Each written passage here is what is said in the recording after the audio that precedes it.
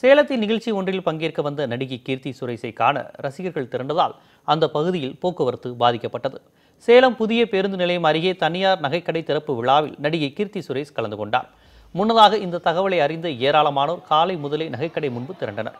இதனால் அசம்பாவிதங்களை தவிர்க்க காவல்துறையினர் தடுப்புகளை அமைத்து பாதுகாப்பு பணியில் ஈடுபட்டிருந்தனர். இருப்பினும் நடிகை கீர்த்தி சுரேஷ் நிகழ்ச்சி மேடையில் ஏறியதும் அவரை காண்பதற்கும் செல்போனில் படம் பிடிப்பதற்கும் ரசிகர்கள் முண்டியடித்தபடி முன்னேறி சென்றனர். இதனால் கூட்டத்தை கட்டுப்படுத்த முடியாமல் காவல்துறையினர் திணறினர். இதன் காரணமாக சேலம் 5 ரோடு சாலையில் சிறிது நேரம் போக்குவரத்து பாதிக்கப்பட்டது.